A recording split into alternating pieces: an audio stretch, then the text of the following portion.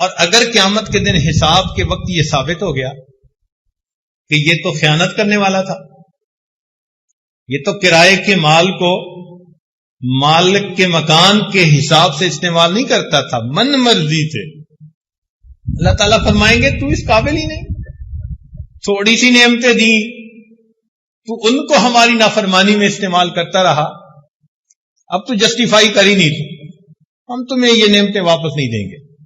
اللہ تعالیٰ یہ سب نعمتیں واپس لے لیں گے۔ چنانچہ موت کے وقت انسان سے یہ نعمتیں چھینی جاتی ہیں، اور قیامت کے دن انسان کو کھڑا کیا جائے گا، اس کے پاس یہ نعمتیں نہیں ہوں گی۔ سنیے قرآن عظیم الشان، اللہ تعالیٰ فرماتے ہیں وَنَحْشُرُهُمْ يَوْمَ الْقِيَامَةِ عَلَى وُجُوهِهِمْ عُمْيًا وَبُكْمًا وَصُمًّا، اندھے بہرے گونگے اٹھائے جائیں گے، زبان نہیں دی جائے گی، یہ غلط استعمال، جھوٹ بولتا تھا زبان سے، چغلی کھاتا تھا، غیبت کرتا تھا، زبان کی نعمت لے لی جائے گی، آنکھوں کی نعمت لے لی جائے گی، یہ تو غیر کی طرف حسرت بھری نگاہیں اٹھا کے دیکھتا تھا، اس قابل نہیں کہ اس کو آنکھیں ملیں، اندھا کھڑا کریں گے، کانوں کی سنوائی اللہ تعالی سماعت واپس لے لیں گے، اور چہرے کا حسن بھی واپس، وَهُمْ فِيهَا كَالِحُونَ، بالکل کالے چہرے ہوں گے۔ جنتی یوم تبیض وجوہ، اور جہنمی یوم تسود وجوہ، کالے چہرے۔ لباس دنیا کا نہیں دیا جائے گا، سرابیلہم من قطران، اللہ اکبر، اللہ تعالیٰ فرماتے ہیں گندھک کا بنا ہوا لباس دیں گے، اتنا بدبودار ہوگا۔ فقہا نے لکھا ساری دنیا کے انسان، حیوان، چرند پرند اگر مر جائیں اور ان کی لاشیں ایک جگہ پر اکٹھی کریں اور وہ گل سڑ جائیں، اتنی بدبو وہاں نہیں ہوگی، اتنی بدبو جہنمی کے کپڑوں میں ہوگی۔ آج تو خوشبوئیں لگاتے ہیں نا جی، چھڑکتے ہیں اپنے اوپر، ایسے کپڑے جب پہنائیں گے مجھے تو لگتا ہے دم ہی گھٹ جائے گا۔ مکان بڑے نہیں دیں گے، کوٹھیوں میں رہنے والے، بڑے مکانوں میں رہنے والے، تو اس مکان میں ہماری نافرمانی کرتا تھا، اب تجھے مکان نہیں ملے گا، مکانن ضیقن، اتنا تنگ مکان ہوگا کہ وہاں رہ نہیں سکے گا۔ دعوا ہنالک ثبورا، موت مانگے گا، کہا جائے گا لا تدعوا اليوم ثبورا واحدا وادعوا ثبورا کثیرا، ایک موت نہ مانگو، جتنی چاہے موتیں مانگو، تمہاری جان نہیں چھوٹتی، تم اللہ کی امانتوں میں خیانت کر کے آنے والے لوگ ہو، تمہیں مزہ چکھائیں گے، تم کس مالک و ملک کے حکم کو پس پشت ڈالا۔ موت بھی مانگے گا، موت نہیں آئے گی۔ اب تو گھبرا کہ یہ کہتے ہیں کہ مر جائیں گے، مر کے بھی چین نہ پایا تو کدھر جائیں گے۔ دنیا میں کھانے کھاتا تھا، ڈشز ہوتی تھیں، دسترخوان بچھتے تھے، اس کے سامنے مختلف قسم کے سوپ ہیں، پلاؤ ہیں، کھانے کی چیزیں۔ جہنم میں کھانے کے لیے زقوم دیا جائے گا، یہ اتنا کڑوا کہ اگر انسان صبح کے وقت اس کو اپنے ہونٹوں پہ لگائے تو شام تک کڑواہٹ منہ سے نہ جائے، اور کانٹے بھی ہوتے ہیں، مگر اتنا بھوکا ہوگا کہ اسے کھائے گا، جب کھائے گا تو کانٹے چبھیں گے، نہ اگلتے بنے گی نہ نگلتے بنے گی۔ پانی مانگے گا تو پینے کے لیے دنیا کی طرح اس کو ہنی کولا نہیں دیا جائے گا، بلکہ وہاں پر جہنمیوں کے زخموں سے جو خون اور پیپ بہے گی، اس کو پیالوں کے اندر جمع کر کے پینے کے لیے دیا جائے گا. کہا جائے گا کہ پیو. ولا طعام الا من غسلین لا یاکلہ الا الخاطئون.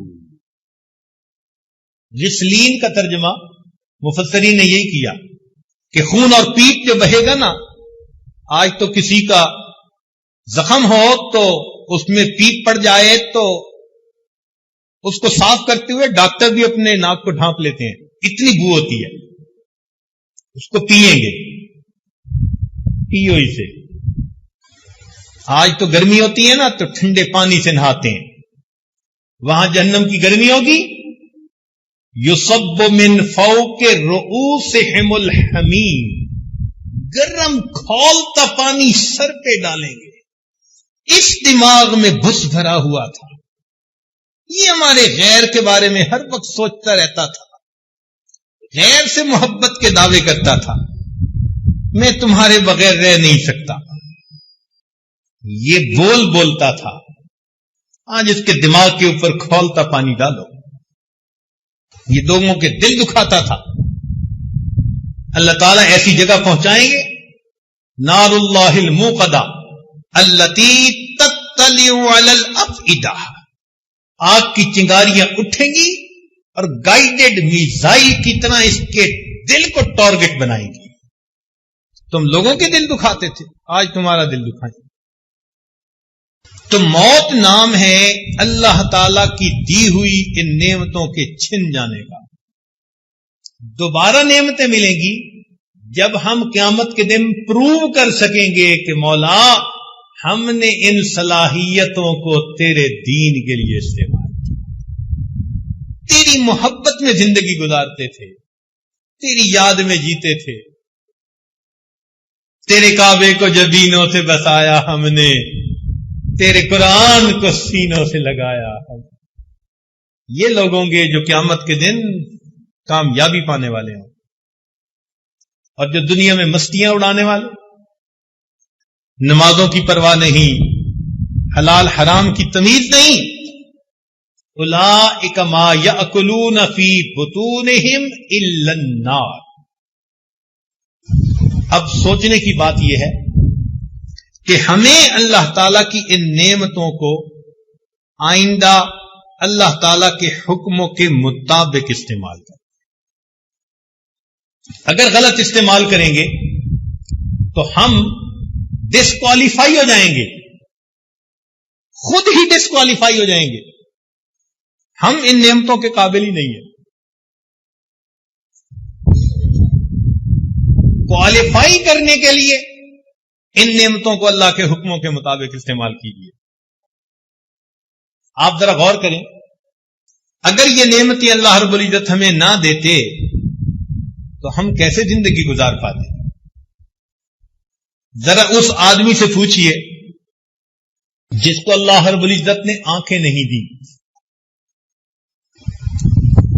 ایک مرتبہ ایک نابینا لڑکا تھا، نوجوان تھا، آیا مجھے کہنے لگا جی میرے لیے حضرت دعا کر دیں. تو ایسے ہی دل میں خیال آیا بھئی یہ نوجوان ہے، کہہ رہا ہے میرے لیے دعا کریں، تو میں پوچھوں تو صحیح کیا دعا کرواتا ہے. تو میں نے پوچھا کہ بھئی کیا دعا کریں.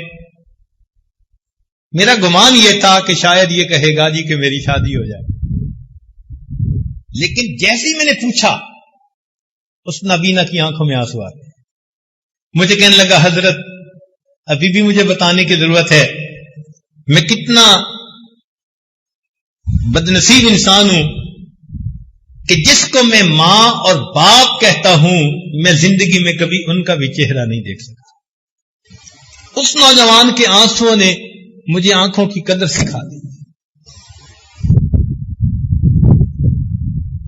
یہ آنکھیں کتنی قیمتی ہیں. قرآن نہیں دیکھ سکتا، بیت اللہ کو نہیں دیکھ سکتا، اللہ والوں کے چہروں کو نہیں دیکھ سکتا.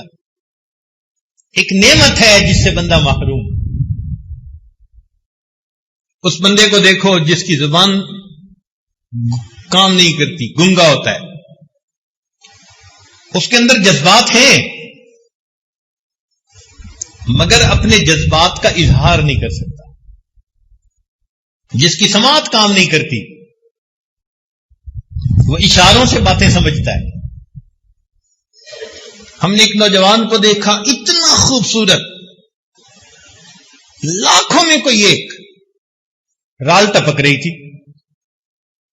میں نے پوچھا بھائی خیریت تو ہے؟ کہنے لگے جی کہ اس کا دماغ کام نہیں کرتا. میں نے باڈی دیکھی تو حیران ہوا, اللہ, لاکھوں میں کسی کو آپ اتنی خوبصورت جسمانیت دیتے ہوں گے, مگر چونکہ دماغ نہیں تھا, منہ سے رال ٹپک رہی تھی اور اسے اپنا ہوش ہی نہیں. سوچئے اگر اللہ رب العزت دونوں ہاتھ نہ دیتے تو کیا ہوتا؟ جس کے دونوں ہاتھ نہیں ہوتے, ذرا سوچئے وہ بندہ کھانا کیسے کھاتا ہوگا؟ پانی پینے میں دوسرے کا محتاج, کپڑے پہننے میں دوسرے کا محتاج, سردیوں میں بستر میں سو جائے تو اپنی رضائی کو ٹھیک کرنے میں دوسرے کا محتاج, جسم کی نجاست صاف کرنے میں دوسرے کا محتاج, ناک صاف کرنے میں دوسرے کا محتاج, کان کھجانے میں دوسرے کا محتاج, چہرے دھونے میں دوسرے کا محتاج. اس کی زندگی کیسے گزرتی ہوگی؟ ہم نے اپنی زندگی میں ایک مقتول یدین بندے کو دیکھا, اس دن احساس ہوا اللہ دونوں ہاتھوں کا سلامت رہنا آپ کی کتنی بڑی نعمت ہے. اللہ رب العزت نے دونوں پاؤں عطا کر دی. جن کے پاؤں نہیں ہوتے, کٹے ہوئے ہوتے ہیں, فالج زدہ ہوتے ہیں, ذرا ان سے ان پاؤں کی قدر و قیمت تو معلوم کر کے دیکھیں. یہ تمام نعمتیں اللہ نے بن مانگے عطا فرما دی.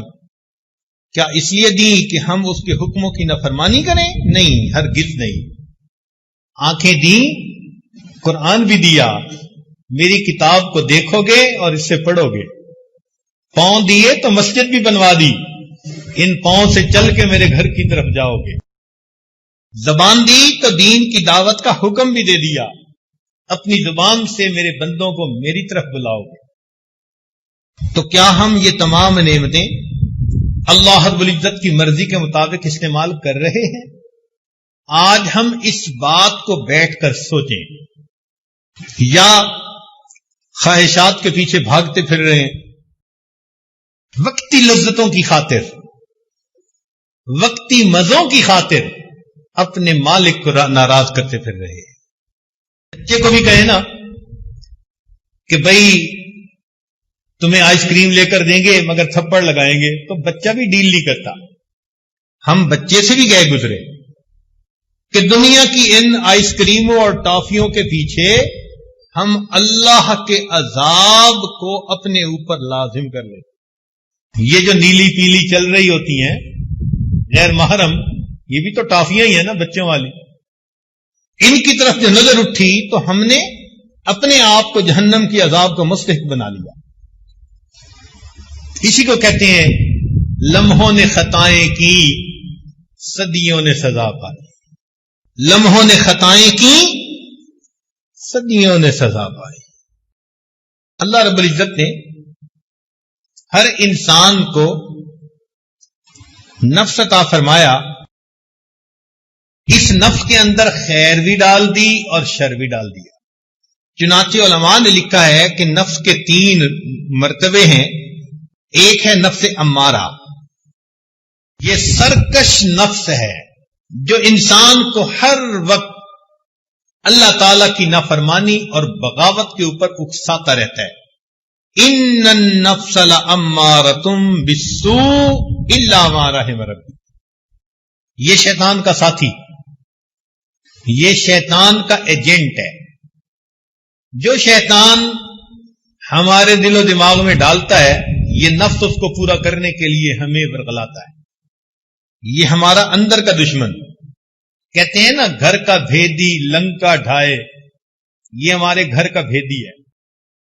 یہ لنکا ڈھا دکھاتا ہے. ایک ہوتا ہے نفس لوامہ, گناہ تو کر بیٹھا پھر افسوس بھی کرتا ہے, مجھے ایسا نہیں کرنا چاہیے تھا. شرمندگی بھی ہوتی ہے, ندامت بھی ہوتی ہے, حسرت بھی ہوتی ہے, افسوس بھی ہوتا ہے. یہ نفس لوامہ. اور ایک نفس مطمئنہ, نفس مطمئنہ وہ نفس ہوتا ہے کہ جس کو اللہ کی فرما برداری ہی میں راحت ملتی ہے، وہ ہر وقت اللہ کی رضا جوئی کے لیے کمر بستہ ہوتا ہے، وہ اللہ تعالیٰ کی نافرمانی کے بارے میں سوچتا ہی نہیں، اللہ کی رضا والی زندگی کے لیے ہر وقت قدم بڑھاتا ہے۔ اس کو نفس مطمئنہ کہا جاتا ہے۔ یہ نفس مطمئنہ جن کو نصیب ہو جائے تو ان لوگوں کی زندگی شریعت کے مطابق زندگی ہوتی ہے۔ یہ اپنے اعضاء کی امانت کو اللہ تعالی کے حکموں کے مطابق استعمال کرتے ہیں۔ یہ وہ لوگ ہیں جو صحیح معنوں میں انسان ہیں۔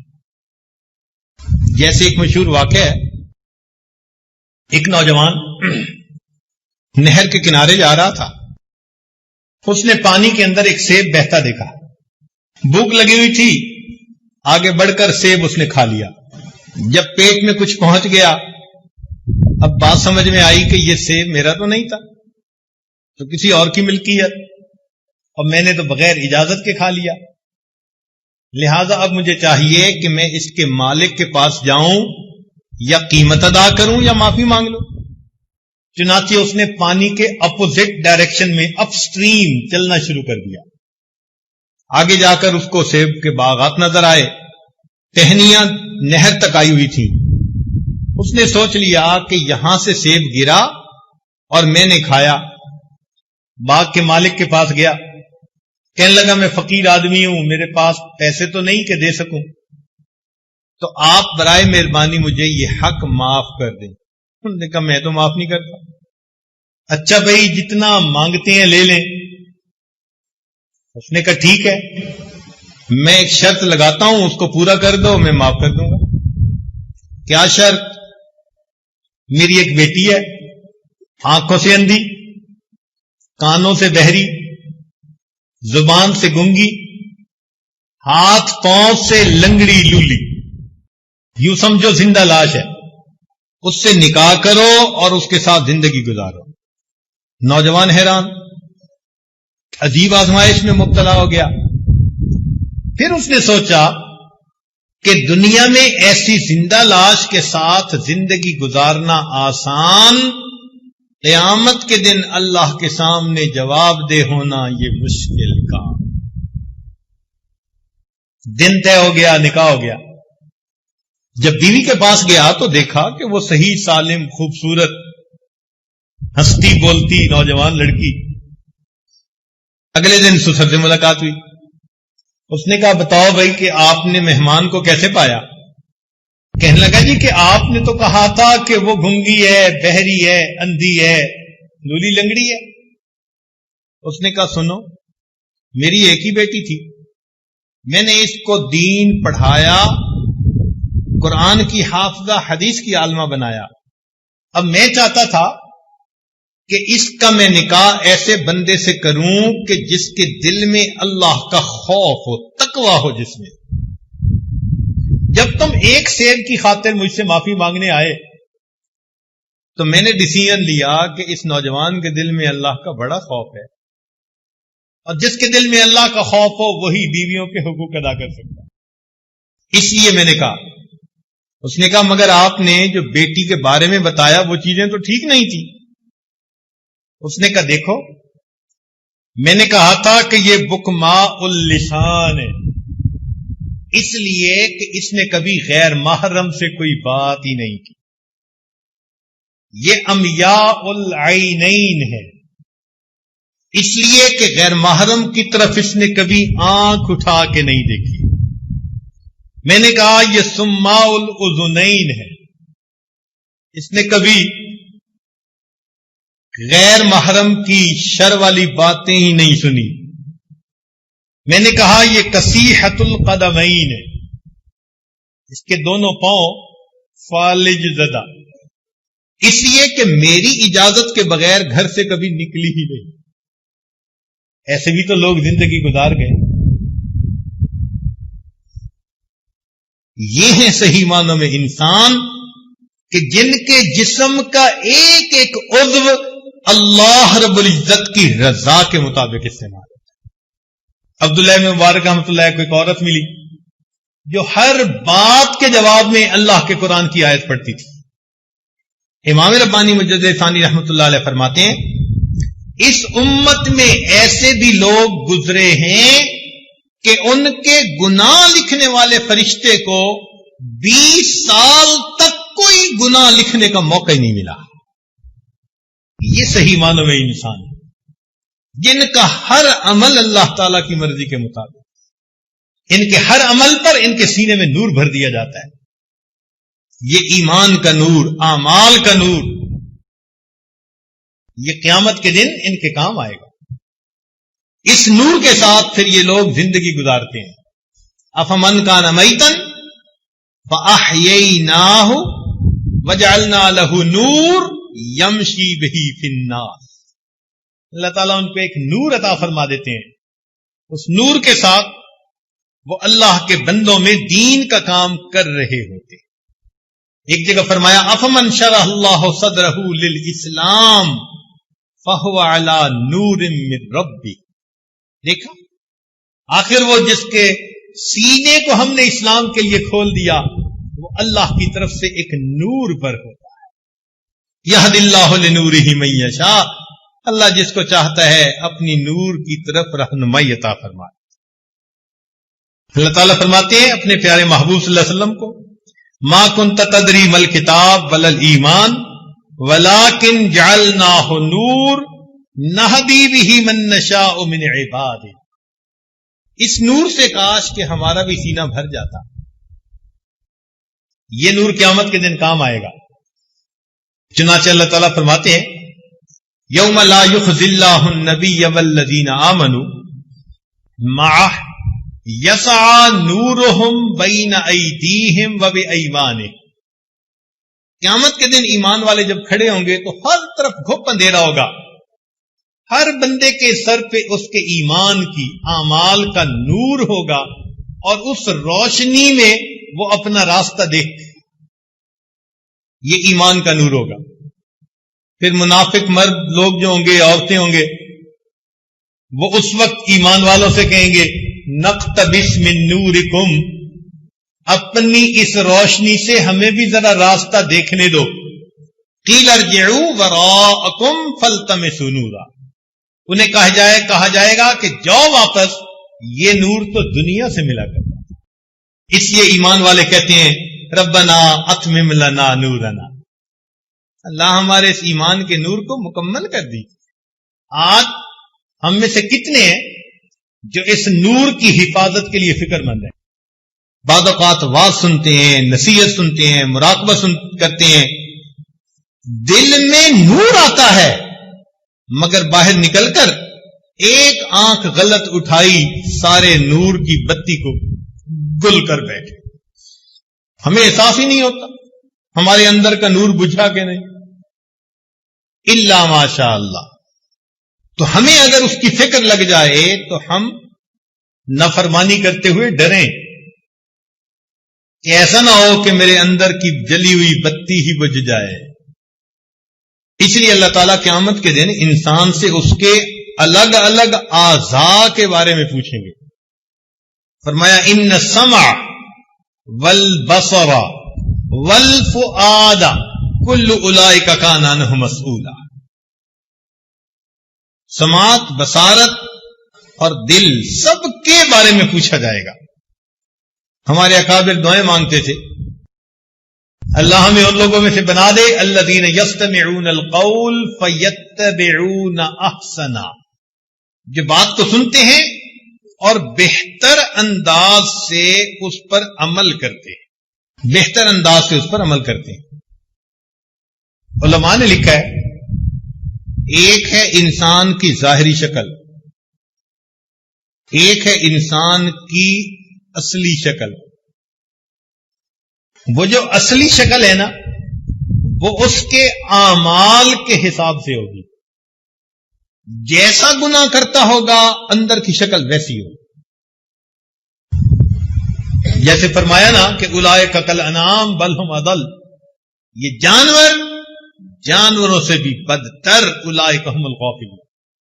کیوں کہ جانور تین طرح کے ہوتے ہیں. ایک شیر ہے، چیتا ہے، اس کو جب بھوک لگتی ہے تو وہ دوسرے کو کاٹ کھاتا ہے، پیٹ بھرا ہوتا ہے، پھر اس کے اوپر چوہا چڑھ کے ناچے، اسے پرواہ نہیں ہوتی۔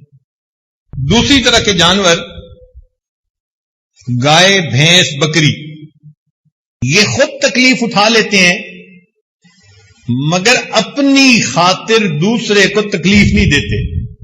مثال کے طور پر آپ گائے کو 2 دن بھوکا رکھیں تو یہ دوسری گائے کو ٹکرے نہیں مارنی شروع کر دے گی، یا کسی دوسری گائے کو چبانا نہیں شروع کر دے گی، نہیں کھانا ملا برداشت کر لے گی، کھائے گی تو ہمیشہ سبزہ ہی کھائے گی، اپنی بھی ضرورت ہے پھر بھی دوسرے کو نقصان نہیں دے رہی۔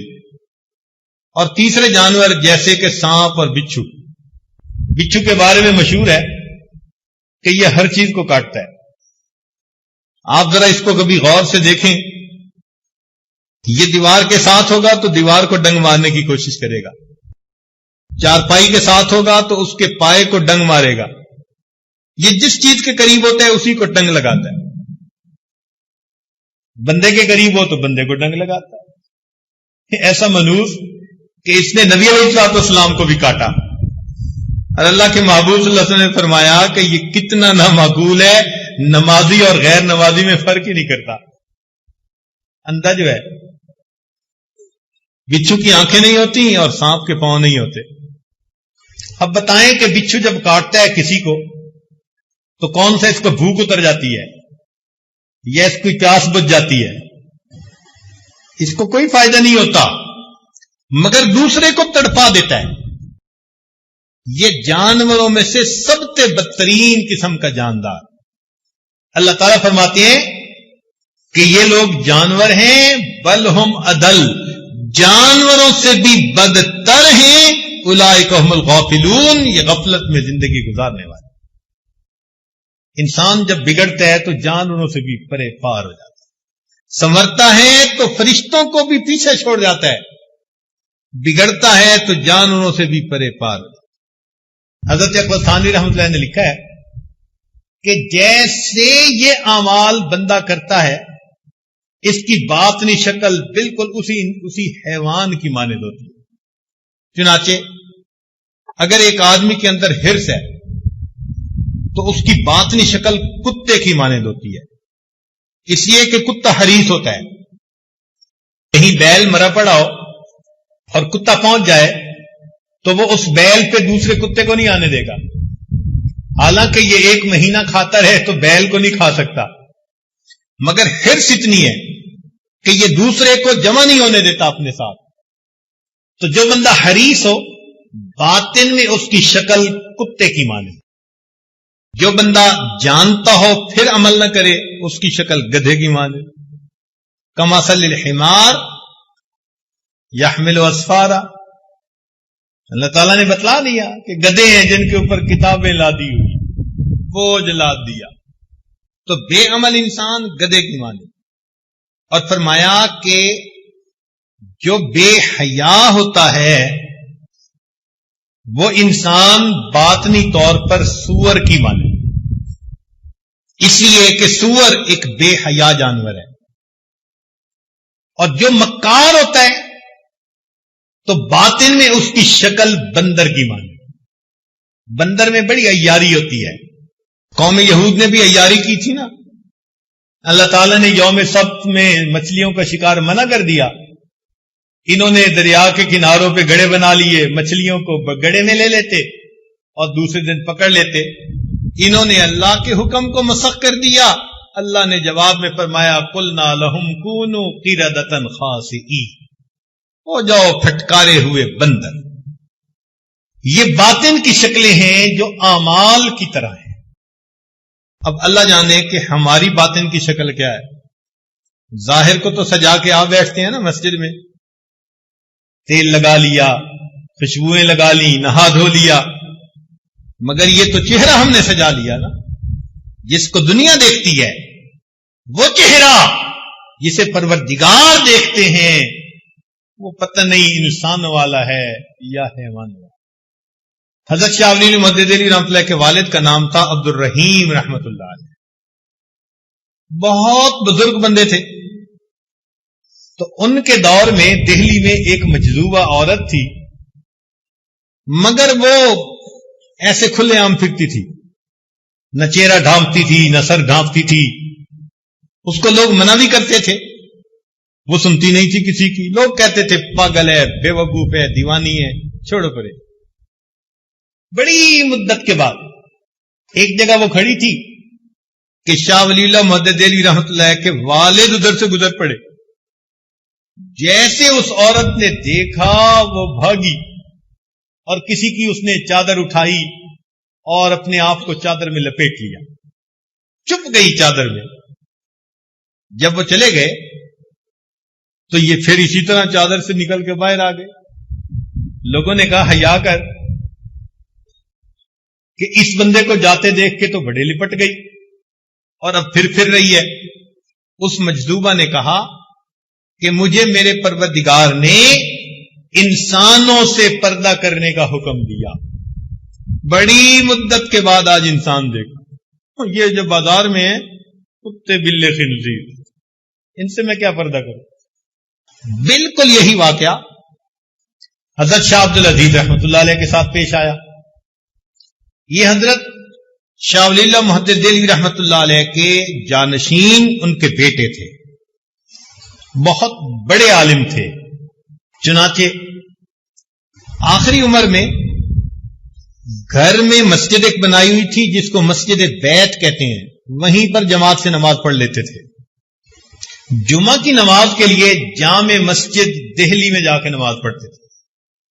اب جو مریدین ان کے دل میں چلتے ہیں کہ ہم اپنے شیخ کا دیدار کریں، وہ پورا ہفتہ تڑپتے اور بیچارے جمعہ کے دن آ جاتے وقت سے پہلے، اور حضرت نے گھر سے مسجد میں جانا ہوتا تھا، اس راستے میں دونوں طرف کھڑے ہو جاتے.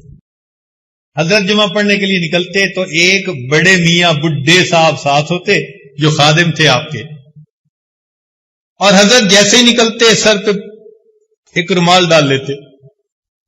اس رومال کی وجہ سے وہ کھڑے ہوئے لوگوں کو درشن بھی نصیب نہ ہوتا. وہ بڑے مایوس ہوتے کہ ہفتے کا ایک دن اتنا انتظار اور محبوب گزر بھی گئی، مگر انہوں نے اپنے چہرے کو رومال سے ہی چھپا لیا.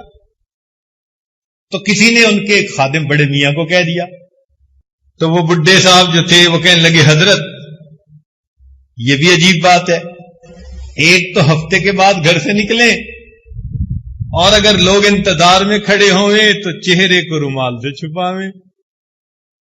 تو جب اس نے یہ پوچھا نا تو حضرت نے اپنا رومال اس بڈھے کے سر پر ڈال دیا. کہتے ہیں جیسے سر پہ ڈالا وہ چیخ اٹھا. حضرت نے رومال ہٹا لیا. لوگوں نے پوچھا تجھے کیا ہوا؟ کہنے لگا جیسے ہی میرے سر پر رومال ڈالا گیا مجھے یوں لگا کہ بازار انسانوں سے نہیں بلکہ جانوروں سے بھرا.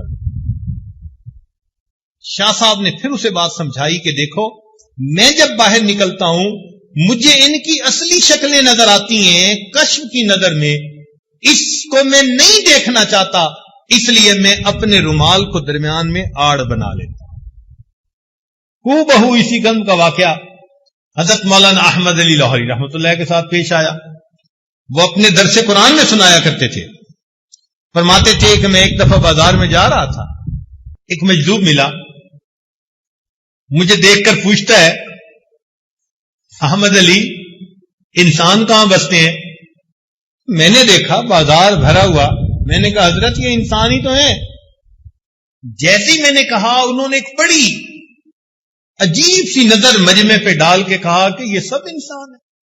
وہ کہتے ہیں کہ جب انہوں نے کہا نا یہ سب انسان ہیں تو اس بات کا میرے دل پر ایسا اثر ہوا کہ مجھے بازار کتے بلے خنزیر کے ساتھ بھرا ہوا لگا.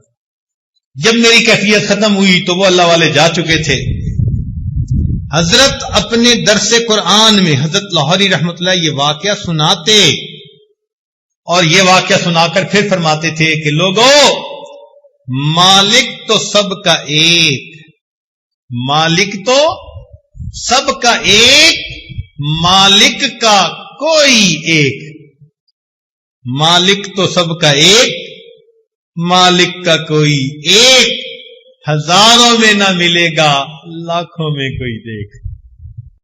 تو معلوم نہیں اندر کی شکل کیا بنا لی ہم. لیکن آج ہم اگر سچی توبہ کر لیں تو ہم پھر انسان والی شکل میں آ سکتے ہیں. جسم کے اعضاء کو اللہ رب العزت کے حکموں کے مطابق استعمال کرنا شروع کر دیں. چنانچہ قیامت کے دن انسان کے گناہوں پر 8 گواہ ہوں گے. مختصر طور پر 4 گواہ کہہ دیتے ہیں، لیکن اگر تفصیل اس کی میں جائیں تو قیامت کے دن ہر انسان کے گناہ پر کتنے گواہ ہوں گے؟ 8 گناہ ہوں گے. گواہوں کے نام بھی گنوا دیں یا آگے چلیں؟ سنیے گناہوں کے نام کیا کیا، ان گواہوں کے نام کیا ہیں اور ان کی تفصیل کیا ہے. سب سے پہلے قیامت کے دن انسان کے گناہوں پر گواہ انسان کا وقت، زمان. حدیث پاک میں آتا ہے ینادی کل یوم انا یوم جدید وانا فیما تعمل فی شہید. میں تمہارے اوپر ایک نیا دن آیا ہوں اور اس دن میں تم جو اعمال کرو گے میں قیامت کے دن ان اعمال کی گواہی دوں گا. اب یہ گواہی کیسے دے گا اللہ جانے، مگر سب سے پہلا گواہ زمان، دوسرا گواہ واللسان، انسان کی زبان. اللہ تعالیٰ فرماتے ہیں یوم تشہد علیہم السنتہم، قیامت کے دن ان کی زبانیں ان پر گواہی دیں گی. جھوٹ بولا، غیبت کی، چغلی کھائی، بہتان باندھے، دل دکھایا دوسروں کا، زبان گواہی دے گی. مجھے اس مقصد کے لیے استعمال کیا جاتا تھا، اور اللہ والے اسی زبان کو اللہ رب العزت کی دین کی دعوت کے لیے استعمال کرتے ہیں. اللہ اکبر کبیرہ. امام ابو داود رحمت اللہ علیہ حدیث پڑھاتے تھے، بہت بڑا مجمع ہوتا تھا. اس زمانے میں ایک بزرگ تھے سہل تستری رحمت اللہ علیہ.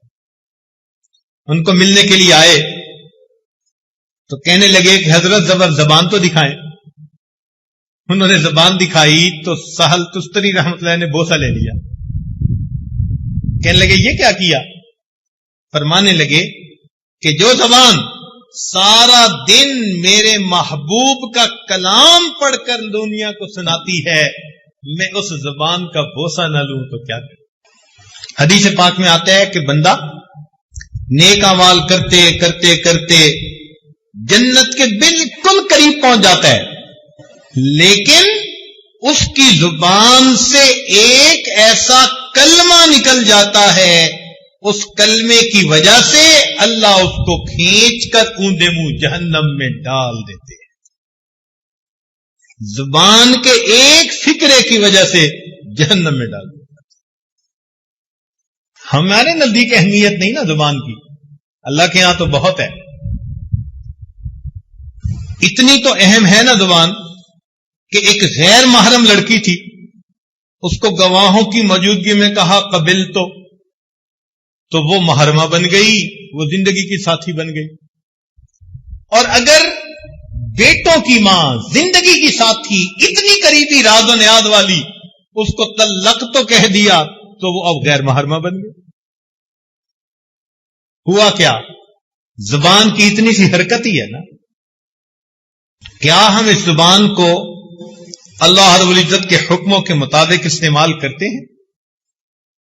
تیسرا گواہ قیامت کے دن انسان کے گناہوں پر والارکان، الزمان واللسان والارکان، جسم کے باقی اعضاء.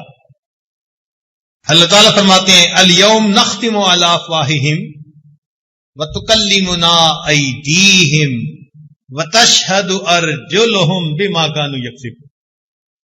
ہاتھ گواہی دیں گے، پاؤں گواہی دیں گے، جسم کے جلد گواہی دے گی. وقالوا لجلودهم لما شهدتم علینا، یہ اعضاء کو کہیں گے کہ تم نے کیوں ہمارے خلاف گواہی دی. قالوا انطقنا اللہ الذی انطق کل شیء. جن اعضاء سے ہم گناہ کرتے ہیں یہی تو اللہ تعالیٰ کی خفیہ پولیس ہے، یہی تو ہمیں پکڑوائیں گے قیامت کے دن. اللہ تعالیٰ فرماتے ہیں وما کنتم تستترون ان یشہد علیکم سمعکم وابصارکم وجلودکم. تم تو گناہ کرتے ہوئے ان اعضاء سے پردہ ہی نہیں کیا کرتے تھے. جن کی لذتوں کی خاطر ہم گناہ کرتے ہیں کل قیامت کے دن انہی کی گواہی پر ہمیں جہنم میں ڈالا گیا. تو گواہ 8 ہوں گے، الزمان واللسان والارکان والمکان. مکان سے کیا مراد؟ جس جگہ پر گناہ کریں گے، زمین کا وہ ٹکڑا. یومئذ تحدث اخبارها بان ربک اوحی لها. اللہ تعالیٰ زمین کو حکم فرمائیں گے، زمین اپنی خبریں نشر کرے گی. اے اللہ، اس جگہ پر اس بندے نے نماز پڑھی تھی اور اس جگہ پر اس بندے نے فلاں گناہ کیا تھا. زمین کے ٹکڑے گواہی دیں گے. الزمان واللسان والارکان والمکان، اور اس کے بعد والدیوان، اور انسان کا نام اعمال. جب انسان اپنے نام اعمال کو دیکھے گا نا، کہے گا یا ویلتنا ما لہذا الکتاب، ہماری بدبختی، یہ کیسا نام کتاب ہے، لا یغادر صغیرۃ ولا کبیرۃ الا احصاها. کوئی چھوٹا بڑا عمل ایسا نہیں جو اس میں درد نہ کر دیا گیا ہو. ووجدوا ما عملوا حاضرا ولا یظلم ربک احد. تیرا رب تو کسی پہ ظلم نہیں کرے گا. اپنے ہاتھوں سے اپنے پاؤں پہ کلہاڑیاں ماری. یہ کھیتی بوئی ہوگی جو ان کو کاٹنی پڑے گی.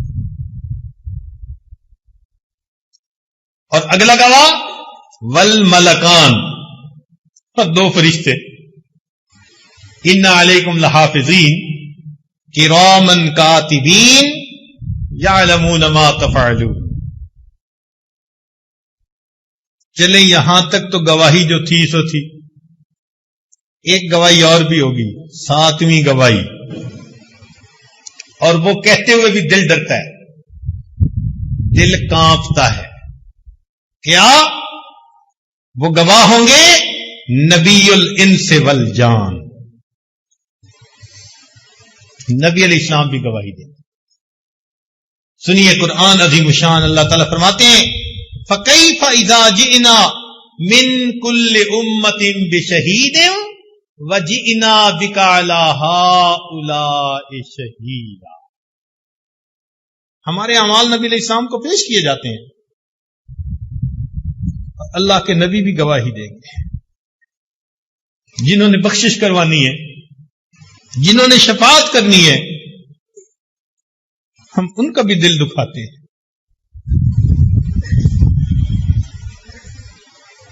ایک شاعر نے کوئی اچھے اشعار لکھے تو ایران کا ایک آدمی تھا، اس کو پسند آئے. وہ شاعر سے ملنے کے لیے آیا، سمجھا کہ یہ کوئی بڑا اللہ والا ہوگا. جب آ کے دیکھا تو وہ بیٹھا اپنی داڑھی کو مونڈ رہا تھا. تو اس بندے نے دیکھا تو اس نے ایک آہ بھری. تو شاعر اسے کہنے لگا کہ کیوں تم ٹھنڈی آہ بھر رہے ہو؟ میں اپنی داڑھی کو تراش رہا ہوں، کسی کے دل کو تو نہیں تراش رہا. اس نے کہا خدا کے بندے، تو کسی عام بندے کے دل کو نہیں تراش رہا، تو میرے محبوب صلی اللہ علیہ وسلم کے دل کو تراش رہا. ایسی دل پر بات بیٹھی، سچی توبہ کر کے کہنے لگا جزاک اللہ کہ چشمم باز کر دی، مرابا جانے جاں ہم راز کر دی. تجھے اللہ جزا دے کہ تو نے میری آنکھیں کھول دی اور تو نے مجھے میرے جان جاں سے ملا دیا۔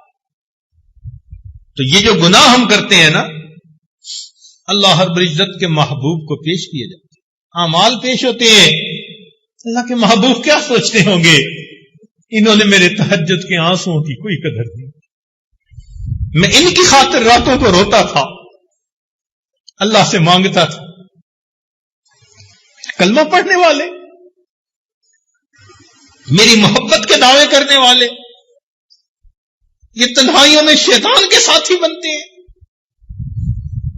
اللہ رب العزت کے حکموں کی نافرمانی کرتے ہیں۔ ہمیں توبہ کرنی چاہیے۔ ہم نے آج تک اللہ کے محبوب صلی اللہ علیہ وسلم کو کتنی اذیت پہنچائی۔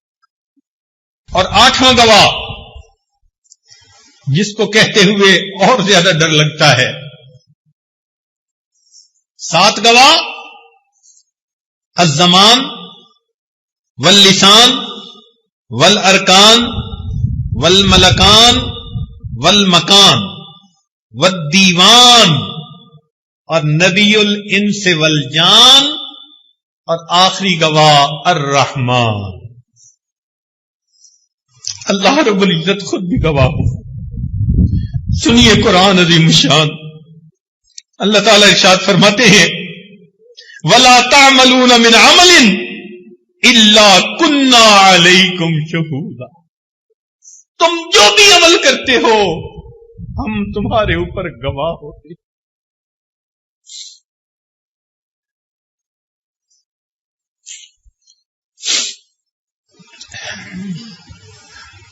سوچئے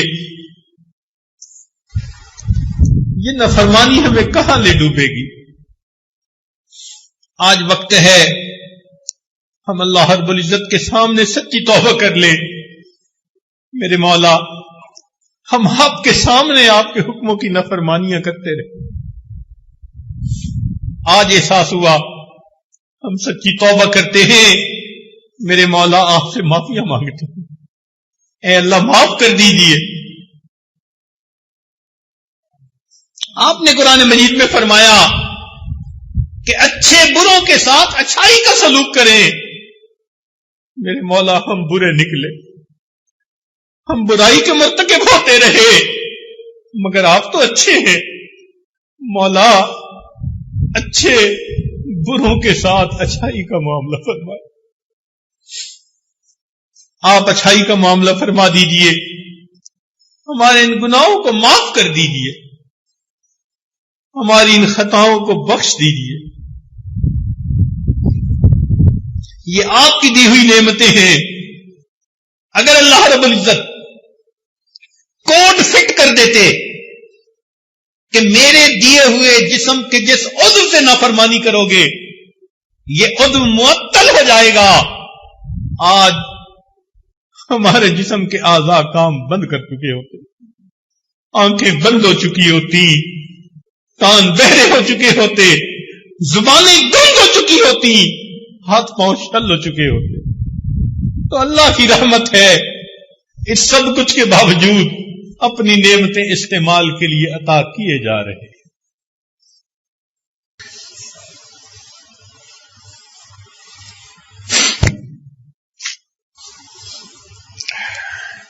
تو ہمیں چاہیے کہ ہم اپنے گناہوں سے سچی توبہ کر کے آئندہ گناہ کے موقعوں سے بچنے کی کوشش کریں۔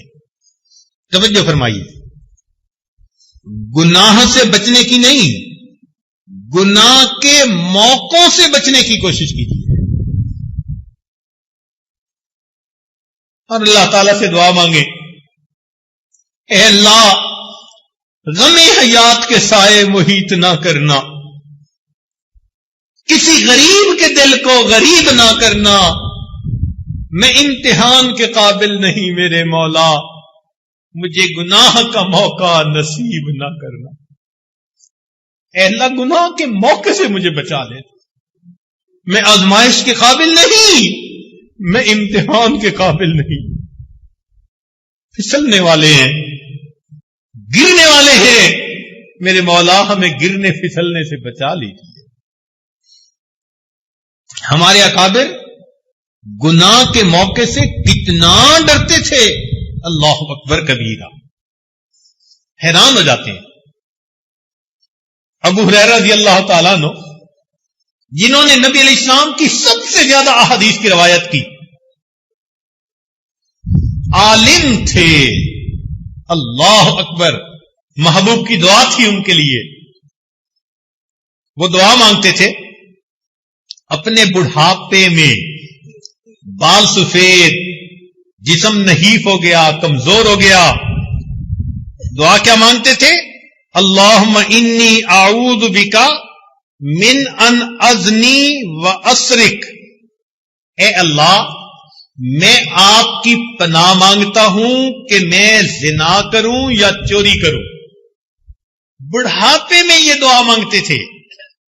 قیل لہو، انہیں کہا گیا کبر سنک، آپ کی اتنی بڑھاپے کی عمر ہو گئی، وانت صاحب رسول اللہ، اور آپ رسول اللہ صلی اللہ علیہ وسلم کے صحابی ہیں، اتخاف علی نفسک، کیا آپ اپنے نفس سے اب بھی ڈرتے ہیں؟ من الزنا والسرقہ، آپ زنا کر لیں گے یا چوری کر بیٹھیں گے؟ قال، انہوں نے جواب میں فرمایا کیف آمن علی نفسی، میں اپنے نفس پر کیسے بھروسہ کر سکتا ہوں، وابلیس حی، جبکہ شیطان ابھی زندہ ہے، شیطان زندہ ہے، میں اپنے نفس پہ کیسے بھروسہ کروں؟ یہ ہمارے اکابر کا حال تھا، اتنا وہ ڈرتے اور گھبراتے تھے۔ کیف آمن علی نفسی وابلیس حی، شیطان زندہ ہے، میں اپنے نفس کے اوپر کیسے بھروسہ کر سکتا ہوں؟ اسی لیے یہ وہ لوگ تھے کہ جن کے اعضاء اللہ رب العزت کی فرما برداری میں استعمال ہوتے تھے، ان کے دل نور سے بھرے ہوتے تھے، اللہ کی محبت سے ان کے دل لبریز ہوتے تھے۔ اسی لیے وہ ایک نوجوان کا واقعہ جو مالک ابن دینار رحمت اللہ علیہ کے سامنے مینا کے میدان میں اپنے آپ کو اللہ کے حضور پیش کرتا ہے، اور پیش کرتے ہوئے کیا کہتے ہیں؟ اللہ، سب لوگ جانور قربان کریں گے، میں فقیر ہوں، اتنے پیسے نہیں کہ میں جانور خرید کے قربان کروں، اے اللہ ہذہ نفسی یا ربی فتقبلھا منی، میری جان حاضر ہے، قبول کر لے، یہ کہہ کر کلمہ پڑھا اور اپنی جان آفری کے سپرد کر۔ یہ وہ لوگ ہوتے ہیں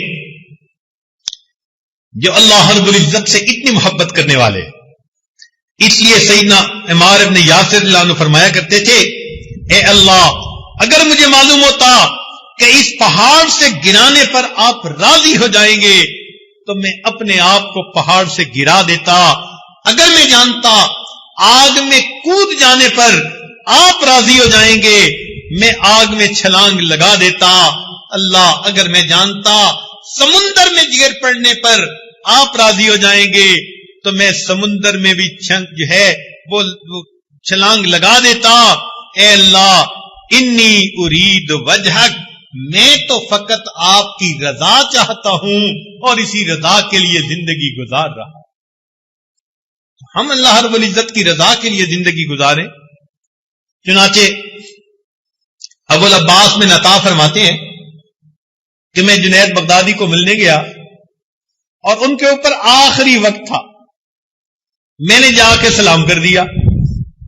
اب سلام کا جواب دینا بھی واجب ہوتا ہے، تو کہتے ہیں کہ میں نے دیکھا کہ انہوں نے تھوڑے توقف سے مجھے جواب دیا اور پھر کہنے لگے کہ میں ورد میں مشغول تھا، اس لیے جواب دینے میں مجھے ذرا دیر ہوئی، بس اتنا کہہ کر خود اپنا چہرہ قبلے کی طرف کر لیا، کلمہ پڑھا اور میری آنکھوں کے سامنے ان کی روح پرواز کر۔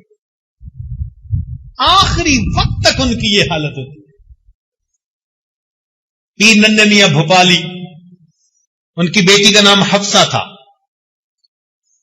ان پر آخری وقت کی کیفیت تھی تو وہ یکسوئی سے لیٹے ہوئے تھے. 3 سال کی بچی ان کے پاس آئی، ساتھ لیٹ گئی. ابو نے بات نہ کی تو سینے پہ چڑھ گئی. اب ابو کی آنکھیں کھولتی ہے، ابو باتیں کرو، ابو بات نہیں کرتے. تو چھوٹی بچی خفا ہو گئی، دوسرے کمرے میں جا کے رونے لگ گئی. ماں نے پوچھا بیٹی کیوں روتی ہو؟ کہنے لگی کہ ابو نے مجھ سے بولنا چھوڑ دیا اور میں نے ابو سے کاٹی کر لی، میں ابو سے نہیں بولتی. وہ اسے پیار کر کے لے آئی، چلو آؤ میں تمہاری ابو سے سلو کروا دیتی. اس نے لا کے بچی کو قریب بٹھایا اور اپنے میاں سے کہا کہ دیکھیں بچی آپ سے روٹھ گئی ہے، آپ حفصہ کو پلیز منا لیں. تو جب یہ الفاظ کہے انہوں نے آنکھ کھولی اور پوچھنے لگے کون سی حفصہ اور کیسی حفصہ؟ ہم نے تو اپنے یار کو منا لیا، لا الہ الا اللہ محمد الرسول اللہ کلمہ پڑھا اور ان کی روح پرواز کر گئی. جنہوں نے اللہ کی فرما برداری کی ہوتی ہے وہ پھر آخری وقت میں کہتے ہیں کون سی حفصہ اور کیسی حفصہ، ہم نے اپنے یار کو منا لیا. کاش کہ ہم بھی اپنے یار کو منا لیتے، اپنے پروردگار کو منا لیتے. اس کا طریقہ یہی ہے کہ زندگی میں جو گناہ اب تک کر چکے ان گناہوں کی اپنے اللہ سے معافی مانگے. وہ بڑا کریم پروردگار ہے، جو بندہ بھی گناہوں سے معافی مانگتا ہے اللہ رب العزت گناہوں کو معاف فرما دیتا. اس لیے شاعر نے کہا اے اللہ کیف ادعوک وانا عاصٍ، کیسے دعا مانگوں میں تو بڑا گناہگار ہوں. اور پھر کہا وکیف لا ادعوک وانت کریم، اللہ میں کیسے دعا نہ مانگوں جبکہ آپ اتنے قریب. اس لیے کہنے والے نے کہا وفدت علی کریم بغیر زاد، میں کریم کے دروازے پہ آیا ہوں سامان سفر پاس نہیں. من الاعمال والقلب السلیم، نہ اعمال ہیں نہ سنورا ہوا دل ہے. وفدت علی الکریم بغیر زاد من الاعمال والقلب السلیم، فإن الزاد اقبح من كل شيء اذا كان الوفود على الكريم. اللہ کسی کریم کی دعوت میں جائیں اور گھر سے اپنا کھانا ساتھ لے کر جائیں تو وہ ناراض ہوتا ہے. اللہ آپ کریم ہیں، سامان سفر نہیں لا سکے لیکن اتنی دل میں امید ضرور ہے کہ کریم کے دروازے پہ آئے ہیں. میرے مولا ہم سے یہ نہ پوچھنا کہ میرے بندوں کیا لائے ہو، صرف اتنا پوچھ لینا میرے بندوں کیا لینے کے لیے آئے ہو. ہم آپ کے دروازے پہ حاضر ہیں میرے اللہ، ہم اس کا جواب نہیں دے سکیں گے. اگر آپ نے پوچھا کہ کیا لائے ہو، آپ کریم ہیں، اتنا پوچھ لینا میرے بندوں کیا لینے کے لیے آئے ہو. اللہ رب العزت ہمیں اپنی رضا والی زندگی گزارنے کی توفیق عطا فرمائے. اب آخری بات، اللہ تعالی کے ہاں ایک دستور ہے کہ بندہ جو بھی گناہ کرتا ہے تو سزا اسی عمل کی جنس سے دی جاتی ہے. جو بھی گناہ کرتا ہے تو بندے کو جو سزا ملتی ہے وہ اسی عمل کی جنس میں سے دی جاتی ہے. مثال کے طور پر جو بدنگاہی کا مرتکب ہوا، حدیث پاک میں آتا ہے کہ قیامت کے دن لوہے کی سلاخیں گرم کر کے ان کی آنکھوں میں سلائی پھیری جائے گی، جن سے عمل میں سے ان کو سزا دی گئی. اور اس کے اوپر آپ سوچتے چلے جائیے. یہاں بھی یہی کہ جو انسان اپنے اعضاء کو اللہ رب العزت کے حکموں کے خلاف استعمال کرے گا، اللہ تعالیٰ بھی سزا جن سے عمل میں سے دیں گے. کیا کہ قیامت کے دن کھڑا کریں گے، آنکھوں کی بینائی نہیں ہوگی، کانوں کی سنوائی نہیں ہوگی، اور پاؤں سے بندہ فالج زدہ ہوگا. کیا فرمایا؟ وَنَحْشُرُهُمْ يَوْمَ الْقِيَامَةِ عَلَى وُجُوهِهِمْ عُمْيًا وَبُكْمًا وَصُمًّا. اندھا ہوگا، بہرا ہوگا، گنگا ہوگا، مگر یہ بھی ساتھ کہہ دیا عَلَى وُجُوهِهِمْ. تو مفسرین نے لکھا اس کا ترجمہ یہ ہے، یہ اللہ کے حکموں کو الٹ دیتا تھا، آج اللہ اس کو الٹ دیں گے. یہ بندہ سر زمین پر ہوگا، پاؤں اوپر ہوں گے، سر کے بل چلتا ہوا اللہ کے سامنے مجرم بنا کے پیش کیا جائے، الٹا پیش کیا جائے. تو میرے اعضاء کو حکموں کے خلاف استعمال کرتا تھا، ہم نے بھی تیرے جسم کے چلنے کی ترتیب بدل دی، سر کے بل چل کے آ. عَلَى وُجُوهِهِمْ، سر کے بل چل کے جائے گا. آج وقت ہے اللہ رب العزت کے سامنے اپنے گناہوں کی سچی معافی مانگ لیجئے. کتنی بڑی ذلت ہوگی. اللہ کے محبوب ہوں گے، انبیاء، صدیقین، صالحین، شہداء ہوں گے، اور اس مجمع میں اگر ہم سر کے بل الٹے چل رہے ہوں گے. یہ کون صاحب ہے؟ یہ طالب علم صاحب ہے. یہ کون ہے؟ یہ صوفی صاحب ہے. الٹے چل کے آ رہے ہیں جی، اللہ کے حکموں کو الٹ دیا کرتے. آج ہم اللہ رب العزت کے حکموں کی عظمت کو سیکھ لیں. قیامت کے دن ہمیں ذلت سے اللہ تعالیٰ بچائیں گے.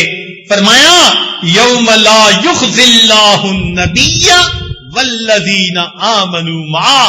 قیامت کے دن اللہ تعالیٰ اپنے نبی علیہ السلام کو اور جو ایمان والے ان کے ساتھ ہوں گے ان کے ساتھ نے ذلیل و رسوا نہیں. نبی علیہ السلام کے سامنے ہم کیسے حاضر ہوں گے؟ اسی کو شاعر نے یوں کہا، تو غنی از ہر دو عالم من فقیر. اے اللہ، آپ دو عالم سے غنی ہیں، میں فقیر ہوں. روز محشر عذر ہائے من پذیر. اللہ قیامت کے دن میرے عذروں کو قبول کر لینا. گر تمہیں بینی حسابم ناگزیر. اور اگر آپ فیصلہ کر لیں کہ میرا حساب ضرور لینا ہے، از نگاہ مصطفیٰ پنہا بگیر. اللہ، مصطفیٰ کریم کی نگاہوں سے میرا حساب اوجھل لینا، مجھے ان کے سامنے شرمندگی نہ اٹھانی پڑے. اسی لیے شیخ عبد القادر جیلانی رحمت اللہ علیہ ایک موقع پر رو رو کے دعا مانگ رہے تھے، اللہ قیامت کے دن معاف کر دینا، معاف کر دینا. آخر پر کہا، اے اللہ، اگر آپ کا فیصلہ ہے قیامت کے دن معاف نہیں کرنا تو پھر مجھے قیامت کے دن اندھا کھڑا کر. سننے والے نے کہا کہ حضرت کیا دعا مانگی؟ اندھا کھڑا کرنا. فرمایا ہاں، میں اپنے محبوب کے سامنے کیسے پیش ہو سکوں گا، اس سے تو اندھا ہو جانا بہتر. آج اللہ رب العزت ہمیں ان اعضاء کو شریعت و سنت کے مطابق استعمال کرنے کی توفیق عطا فرمائے. اس لیے کہنے والوں نے کہا کہ اعضاؤکم اعداؤکم، تمہارے اعضاء تمہارے اعداء ہوں گے، اور اگر نیکی پر زندگی گزارو گے اعضاؤکم اصدقاؤکم، یہ تمہاری گواہ بنیں گے. اور قیامت کے دن اللہ کے سامنے گواہی دیں گے، آنکھیں گواہی دیں گی، اللہ آپ کی محبت میں یہ بندہ روتا تھا. پیشانی گواہی دے گی، اللہ تہجد کی نماز میں لمبے سجدے کرتا تھا. قیامت کے دن یہ اعضاء گواہی دیں گے، انسان کی پلکیں گواہی دیں گی، قیامت کے دن انسان کے اعضاء اس کے گواہ بن جائیں گے۔ اللہ تعالی ہمارے ان اعضاء کو ہماری نیکیوں کے گواہ قیامت کے دن بنا کر ہم پر اپنی رحمت کی نظر فرمائے اور ہمیں جہنم سے بری فرما دے، جنت عطا فرمائے۔ اللہم انا نسألک الجنہ ونعوذ بک من النار۔ جو دن باقی رہ گئے ان میں آپ اللہ رب العزت سے یہ